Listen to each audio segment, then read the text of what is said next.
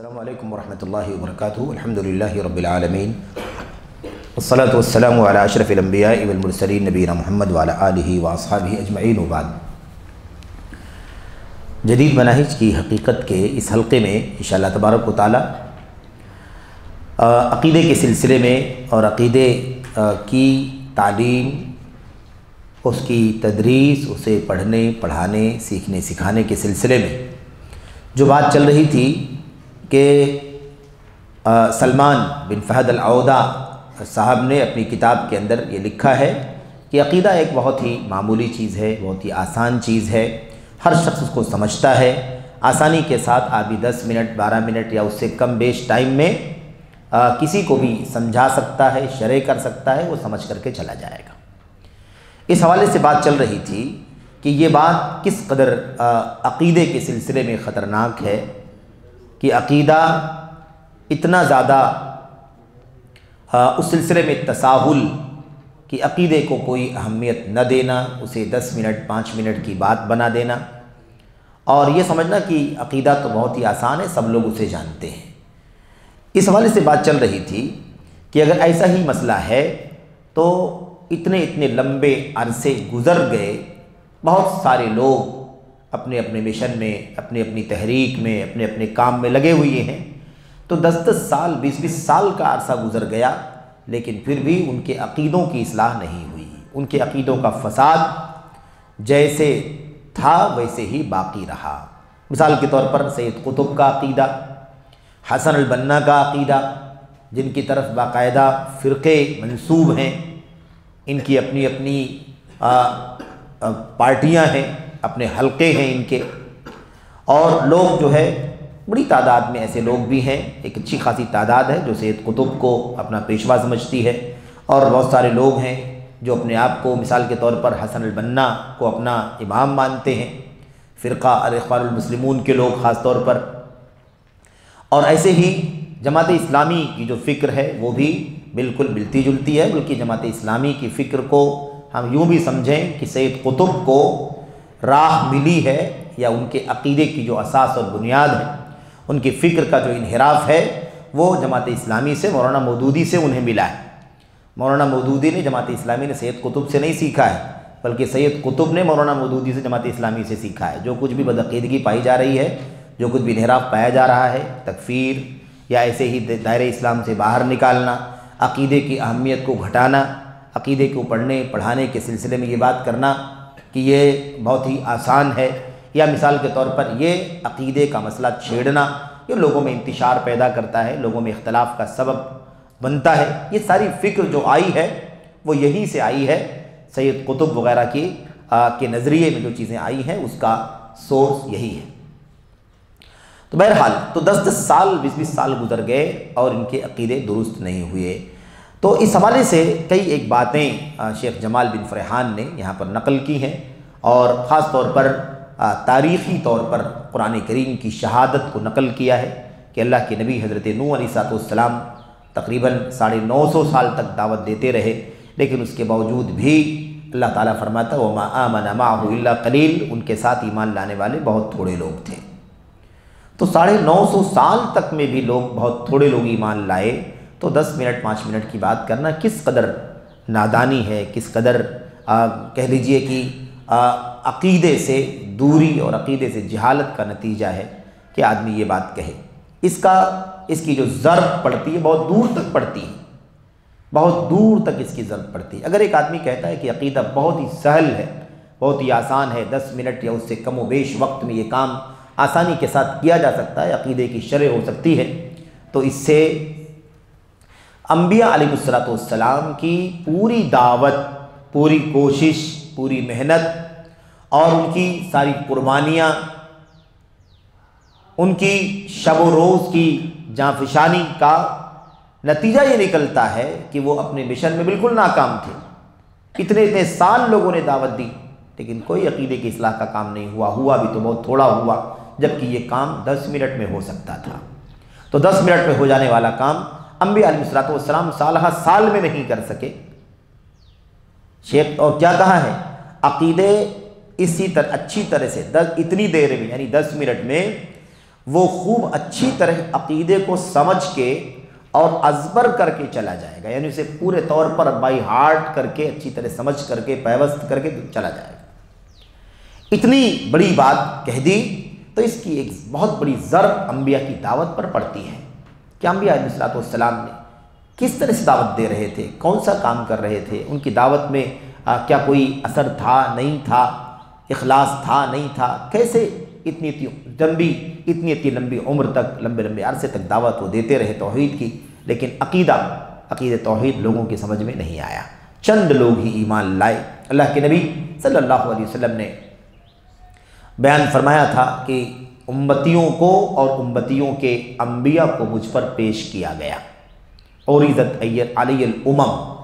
امتیں مجھ پر پیش کی گئیں، ان میں اللہ کے نبی نے کیا فرمایا تھا، فرأیت، میں نے دیکھا، عجیب و غریب منظر دیکھا،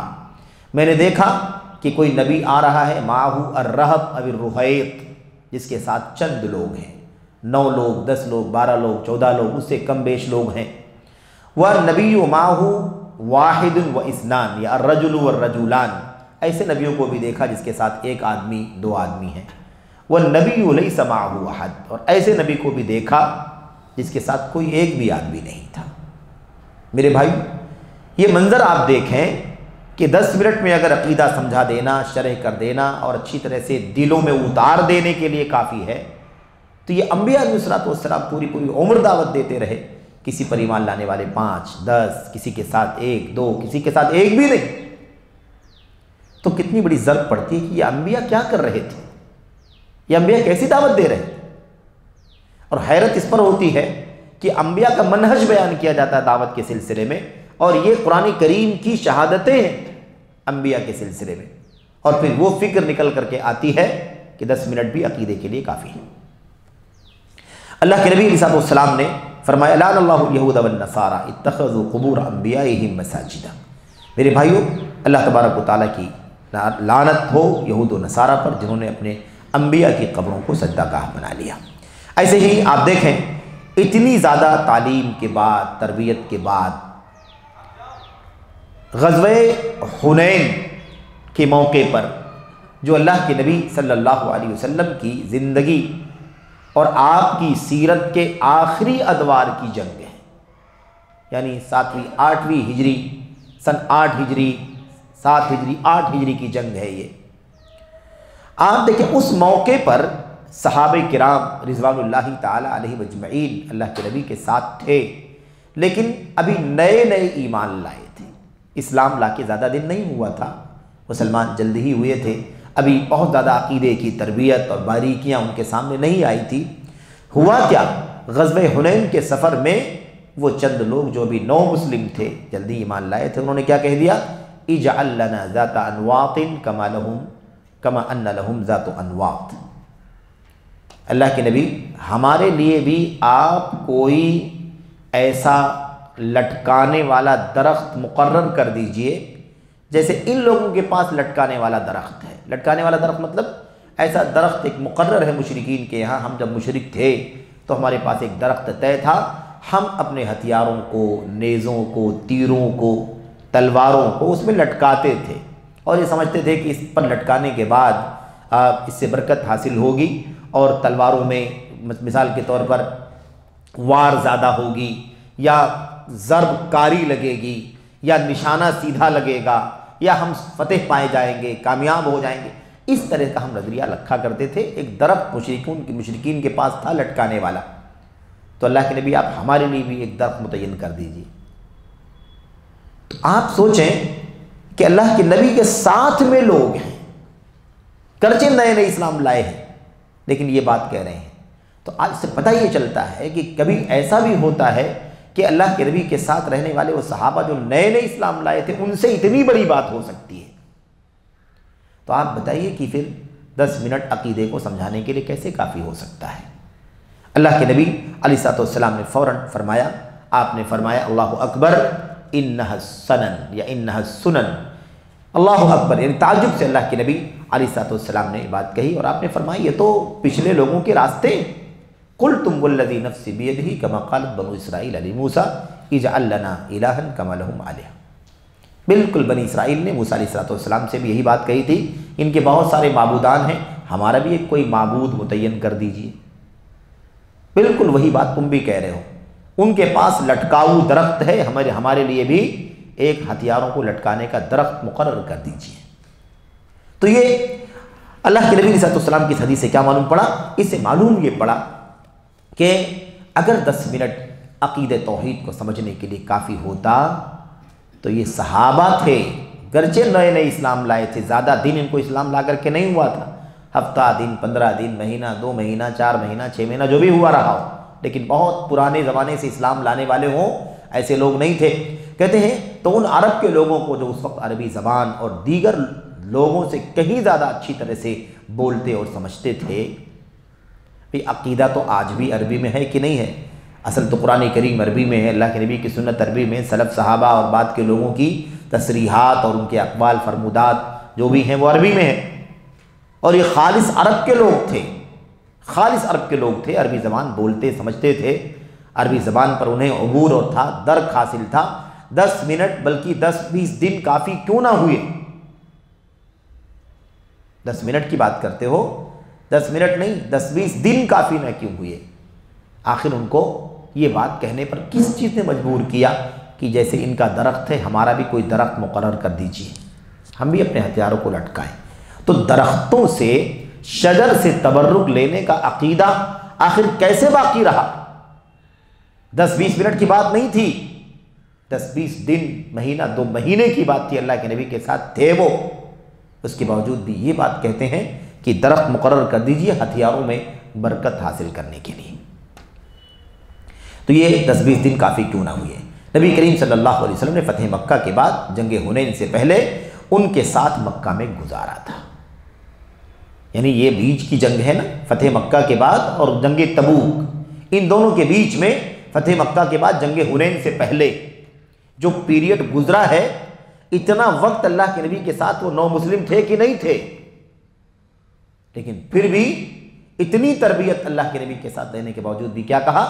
ہمارے لیے بھی ایک درخت مقرر کر دیجئے جیسے ان لوگوں کے پاس ہے۔ تو 10 منٹ کی تم بات کرتے ہو، یہ اللہ کے نبی 10-20 دن، 15 مہینے، 2 مہینے ان کے ساتھ میں رہے، وہ اللہ کے نبی کے ساتھ رہے، لیکن پھر بھی یہ بدعقیدگی ان کے یہاں آئی کہ نہیں آئی؟ تو اس لیے کہنے مطلب کہ عقیدے کو معمولی سمجھنا، اس کو ہلکا سمجھنا، اس کو اہمیت نہ دینا بڑا خطرناک ہے۔ لہٰذا دعات اور دیگر لوگ آگاہ رہیں کہ توحید سیکھنے کا مسئلہ بڑا عظیم ہے، توحید سیکھنے کا مسئلہ بڑا عظیم ہے اور اہم ہے، اسے بار بار دہرانا بھی نہایت اہم ہے۔ عقیدہ معلوم ہے کافی نہیں اتنا، دہرانا ضروری، بار بار پڑھنا ضروری، بار بار پڑھنا ضروری ہے، اعادہ ضروری ہے۔ کوئی مضمون ایسا نہیں ہے پورے دین اسلام کا جسے بار بار دہرایا جانا ضروری ہو عقیدے کے مقابلے میں۔ عقیدہ توحید سب سے زیادہ دہرائے جانے کا اہل ہے، اس سب سے دہرایا جانا چاہیے۔ ایک پل کے لیے بھی اگر ہم ایمان سے، صحیح ایمان سے، خالص توحید سے غافل ہوئے اور اسی وقت اگر روح قبض ہوئی تو ہمارا مقدر جہنم بن جائے۔ اس لیے ہر پل دہرانا اور دہرانے کے علاوہ دعا بھی کرتے رہنا، انجانے میں کوئی چیز اگر شرک کی، عقیدے کے خلاف اگر ہو گئی تو اللہ تعالیٰ معاف فرما دینا، اس لیے کہ ہمیں کسی بھی طریقے سے کوشش کر کے عقیدے توحید پر دنیا سے جانا ہے، صحیح عقیدے پر دنیا میں موت ہونی چاہیے، اس کی کوشش کرنی ہے کہ عقیدے سے خالی، توحید سے خالی وقت کبھی بھی ہرگز یا بدعقیدگی پر کوئی وقت ہرگز نہ گزرے۔ تو بہت اہم ہے، اسے بار بار دہرانا بھی نہایت اہم ہے۔ اہدنا الصراط المستقیم، اہدنا الصراط المستقیم بار بار دہراتے ہیں کہ نہیں دہراتے ہیں؟ کیوں سورہ فاتحہ کو بار بار ہر رکعت میں پڑھنا واجب قرار دیا گیا، رکن قرار دیا گیا؟ کیوں؟ یہ بار بار ہو رہا ہے کہ نہیں ہو رہا ہے؟ لوگ تو ایک بار 2 بار بھی پڑھنے کو تیار نہیں ہیں، 10 منٹ میں فنش کرنا چاہتے ہیں عقیدے کے مسئلے کو۔ اللہ تبارک و تعالیٰ ایمان والوں کو، توحید پرستوں کو، نماز کی پابندی کرنے والوں کو کہتا ہے کہ ہر رکعت میں تمہیں اللہ تبارک و تعالیٰ سے صراط مستقیم کی ہدایت مانگنی ہے، دعا کرنی ہے۔ سمجھ رہے ہیں؟ تو یہ اتنا زیادہ اہم ہے۔ تو بار بار دہرانا بھی ضروری ہے۔ موجودہ صورتحال اور تاریخ اس پر شاہد ہے، موجودہ صورتحال اور تاریخ اس پر گواہ ہے۔ تاریخ بھی ہمیں بتلاتی ہے کہ عقیدے سے دوری کی وجہ سے کیا حشر ہوا، اور اس وقت جو دنیا کی حالت ہے، عقیدے سے دوری، عقیدے میں تساہل، نرمی، اس کو حیثیت نہ دینا، اسے ثانوی اور سیکنڈری حیثیت دینا، اسے بعد کی چیز سمجھنا، اسے معمولی سمجھنا، اسے 10-5 منٹ کی گفتگو سمجھنا، اس کا انجام آج بھی ہم دیکھ رہے ہیں اور ماضی میں تاریخ بھی اس پر گواہ ہے۔ بلکہ اس ذات کا فرمان، اس ذات کا فرمان، نبی کریم صلی اللہ علیہ وسلم جو خواہش نفس سے کوئی بات نہیں کہتے ہیں، اللہ کے نبی صلی اللہ علیہ وسلم توحید سیکھنے اور بندوں پر اللہ کے حق، جو توحید کا حق ہے اللہ تبارک، یہ توحید اللہ کا حق ہے ہمارے اوپر، اللہ کا نکلتا ہے بندوں کے اوپر، اور بندوں کو چاہیے کہ اللہ کا حق یہ ادا کریں، دیں، یہ اس طرح سمجھنا ضروری ہے۔ اچھا، توحید سیکھنے اور بندوں پر اللہ کے حق توحید کی بار بار تعلیم دینے کی اہمیت پر شاہد عدل ہیں نبی کریم صلی اللہ علیہ وسلم کی حدیث، غور کریں۔ ان اللہ عز وجل یبعث لهذه الامة على رأس كل 100 سنة من یجدد لها دینها، مشہور روایت ہے، صحیح ہے، اللہ کے نبی صلی اللہ علیہ وسلم کی ہر 100 سال پر، ہر 100 سال کے آغاز پر، ہر صدی کے آغاز پر اللہ تبارک و تعالیٰ ایسے شخص کو کھڑا کرتا ہے، پیدا کرتا ہے یا کرے گا جو امت کے دین کی تجدید کرتا ہے، تجدید کرے گا۔ اس کا مطلب کیا نکلا؟ اس کا مطلب یہ نکلا کہ روزانہ کی کوششیں، ہر منٹ سیکنڈ کی کوششیں، ہفتے کی کوششیں، مہینے کی کوششیں، مسلسل توحید پر کام ہونے کے ساتھ ساتھ بھی رینیو کرنے کی ضرورت پڑتی ہے 100 سالوں پر۔ اللہ تبارک و تعالیٰ اس کے باوجود جو خلل اور عقیدے کا فساد دکھائی رہے گا، اس کی تجدید کر، از سرے نو صاف ستھرا عقیدہ، صحیح عقیدہ، خالص توحید، خالص بندگی، اس کو دنیا کے سامنے پیش کرنے کے لیے اللہ تبارک و تعالیٰ کچھ لوگوں کو پیدا کرے گا۔ تو یہ حدیث ہمیں بتلاتی ہے، اور ظاہر سی بات ہے یہ بات اللہ کے نبی صلی اللہ علیہ وسلم نے فرمائی، اپنی طرف سے تو نہیں کہی ہے، وحی کے ذریعے سے فرمائی ہے۔ ہر 100 سال پہ اللہ تبارک و تعالیٰ ایسے لوگوں کو پیدا کرتا ہے اور کرے گا۔ تو یہ بہت اہم چیز ہے، اس لیے اگر لوگوں کو توحید سکھانے کا معاملہ اتنا ہی آسان ہوتا تو اللہ تعالیٰ دین کی مٹ جانے والی چیزوں کی تجدید کے لیے کسی کو کھڑا نہ کرتا۔ یہ خود اس بات کی دلیل ہے کہ اللہ تبارک و تعالیٰ اگر ایک صدی پر ایسے شخص کو کھڑا کرتا ہے، پیدا کرتا ہے، بپا کرتا ہے جو دین کی تجدید کرے، دین کو، اور دین جب کہا جائے نا، سب سے پہلے اس کے اندر عقیدہ ہی آتا ہے، بلکہ صحیح معنوں میں دین کے معنی ہی عقیدے کے ہوتے ہیں، یعنی آدمی جو اپناتا ہو، جس کے پیچھے چلتا ہو، جس کو فالو کرتا ہو، وہ کیا ہے؟ وہ دین ہے۔ کیا ہے؟ مٹ جانے والی چیزوں کی تجدید کے لیے کسی کو کھڑا نہ کرتا، اور لوگوں کے یہاں سب سے زیادہ جو چیز مٹتی ہے وہ توحید ہے۔ سب سے زیادہ مٹتی ہے وہ کیا ہے؟ توحید ہی پر سب سے زیادہ حملہ شیطان کا ہوتا ہے۔ توحید سب سے بڑا سرمایہ ہے، اسی کو لوٹنے کی کوشش شیطان لعین ہر دم کرتا ہے۔ اسی لیے انبیاء علیہ السلام کی دعوت کا محور، اس کا قطب جو کیا ہے؟ وہ عقید توحید کی دعوت ہے۔ اس کے بعد بقیہ چیزیں اس کے بعد، یہی چیز کہنے میں، یہی چیز کرنے میں، یہی چیز انجام کے اعتبار سے،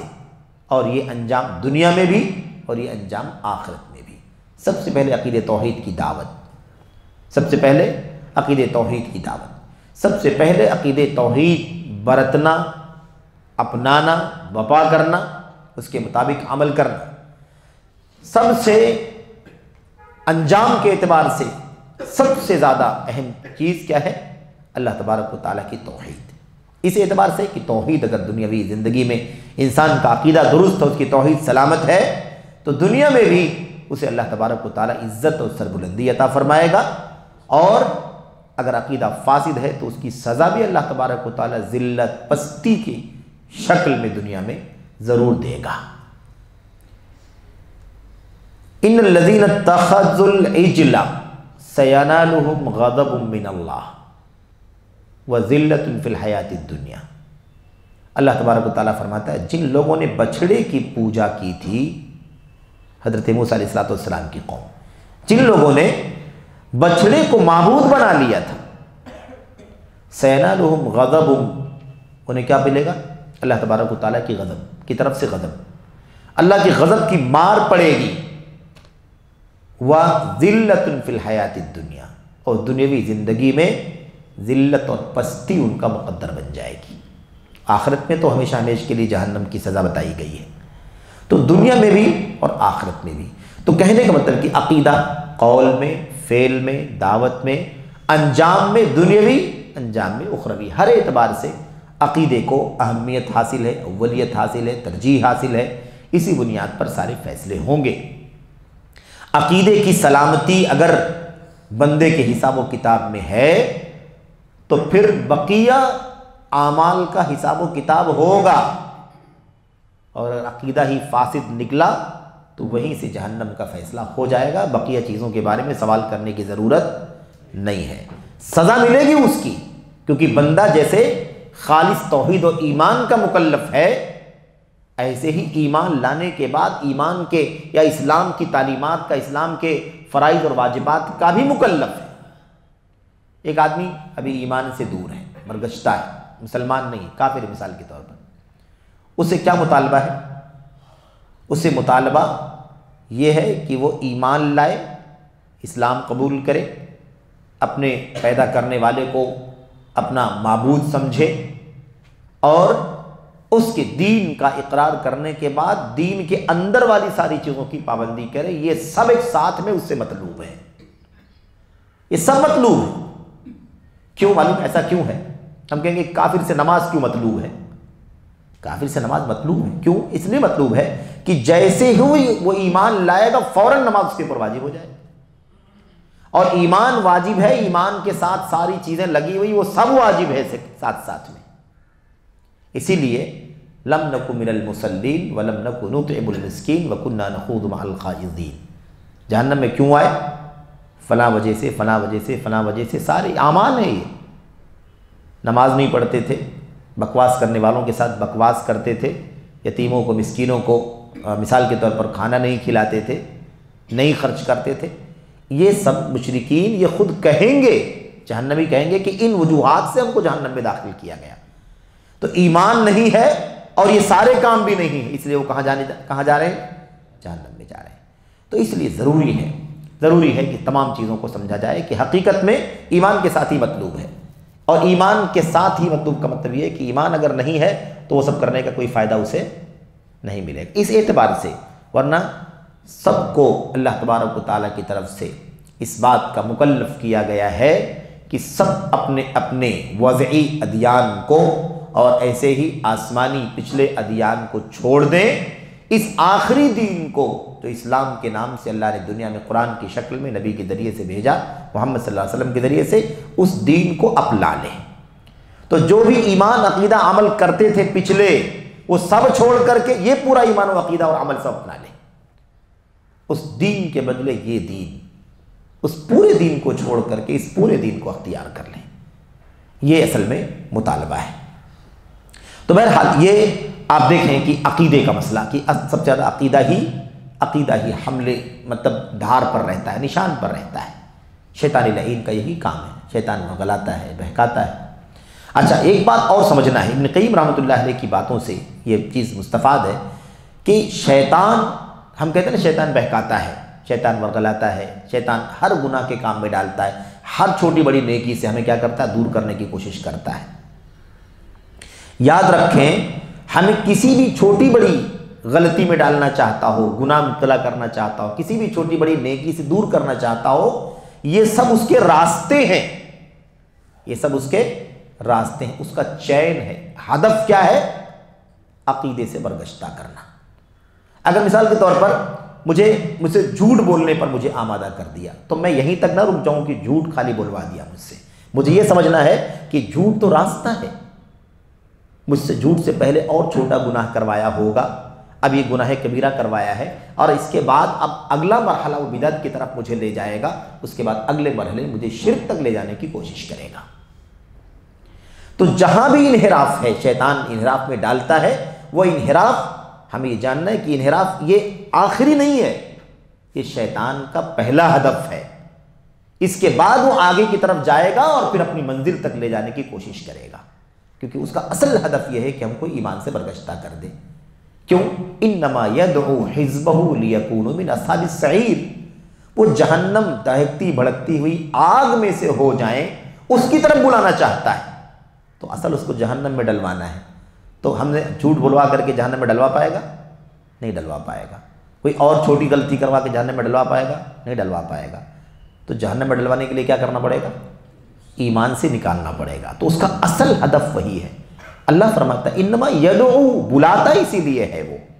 تو گویا کہ ہمیں یہ سمجھنا ہے کہ جہاں بھی کوئی غلطی گناہ کا کام ہو رہا ہے، شیطان بہکا رہا ہے، ورغلا رہا ہے، اس کا اصل ہدف یہی ہے کہ وہ ہمیں ہماری توحید کے عقیدے سے برگشتہ کر دے، اسے بگاڑ دے، تاکہ ہم کیا ہو جائیں؟ اس کے ہدف کے مطابق جہنم رسید ہو جائیں۔ تو بہرحال عقیدے کے معاملے میں یہ جو باتیں ہم سن رہے ہیں نا، چاہے وہ محمد سرور زین العابدین، نائف زین العابدین ہو، چاہے سلمان بن فہد العودہ ہو، چاہے اور فرقوں میں مثال کے طور پر حسن بنا ہو، یہ اخوانیوں کے جو پیشوا ہیں، یا چاہے سید قطب ہو، یا مثال کے طور پر ہمارے یہاں مودودی کی جماعت صاحب کی جماعت ہو، یہ سب کے سب، یا ایسی اور جتنے فرقے ہیں، چاہے وہ تصوف والے ہوں مثال کے طور پر، یا وہ جو اندھی تقلید والے ہیں وہ ہوں، یا مثال کے طور پر اور جتنے بھی عقلانی نظریات کے لوگ ہیں، ان سب کے یہاں گویا خلاصہ ہے کہ جہاں جہاں بھی عقیدے کا اہتمام نہیں پایا جاتا، توحید کی دعوت کا اہتمام نہیں پایا جاتا، یا برائے نام پایا جاتا ہے، یا مثال کے طور پر ان کے یہاں بہت معمولی کوئی چیز اس نام سے بیان کی جاتی ہے، عقیدے کے نام سے، آپ جان لیں کہ یہ سب کے سب کہیں نہ کہیں اللہ تبارک و تعالیٰ کی توحید اور جو عقیدے توحید جس کا مشن اللہ تعالیٰ نے تمام انبیاء علیہ السلام کو عطا فرمایا تھا، اس کو ٹھیس پہنچا رہے ہیں، نقصان پہنچا رہے ہیں، اس منہج سے، اس فکر سے وہ ہٹے ہوئے ہیں، اس سے انحراف کا شکار ہیں، اور اس کے پیچھے حیلہ کچھ بھی بیان کرتے ہوں، انتشار پیدا ہوتا ہے، اختلاف پیدا ہوتا ہے، جوڑنے کی کوشش کرو، توڑنے کی کوشش نہ کرو، یہ جو بھی ہیلے ہیں یہ سب ہیلے بھی شیطانی ہیں، اس ہیلے بھی سب ابلیسی ہیں کہ ہمیں اتحاد کی بات کی جائے اور کہا جائے کہ توحید کی بات کرو گے تو اتحاد نہیں ہوگا، توحید ہی سے اتحاد ہوگا، توحید سے انتشار نہیں ہوگا۔ جو کہتا ہو کہ توحید سے انتشار پیدا ہوتا ہے، وہ اس بات کی سند دیتا ہے کہ وہ خود توحید سے برگشتہ ہے، توحید سے دور ہے، عقیدے توحید سے، توحید کے عقیدے، توحید کی دعوت کے سلسلے میں انبیاء کی منہج سے وہ ناواقف ہے، یا انبیاء کے منہج سے وہ غفلت کا شکار ہے۔ تو اللہ سے دعا کرتے ہیں کہ اللہ تبارک و تعالیٰ ہمیں عقیدے توحید پر، اسے پڑھنے پڑھانے پر، اسے سیکھنے پر، اس پر عمل کرنے پر، اس کی دعوت دینے پر، اور اس کی راہ میں ہر طرح کی قربانی پیش کرنے پر، اور آنے والی ہر قسم کی تکلیف پر صبر کرنے کی توفیق عطا فرمائے، کہ یہی مقصد ہے جس کے لیے دنیا قائم ہوئی ہے، یہی عقیدہ توحید ہے جس کے لیے زمین و آسمان بنائے گئے، جس کے لیے رسول بھیجے گئے، جس کے لیے کتابیں اتاری گئی، اور جس کی بنیاد پر جنت و جہنم کے فیصلے ہو گئے۔ اللہ تبارک و تعالی ہمیں اس امتیاز پر قائم رہنے کی توفیق عطا فرمائے، اور اس حوالے سے ساری قربانیاں، ساری کوششیں صرف کرنے کی توفیق بخشے، آمین یا رب العالمین۔ وصلی اللہ وسلم وبارک علی نبینا محمد وعلی آلہ وصحبہ اجمعین۔ السلام علیکم ورحمۃ اللہ وبرکاتہ۔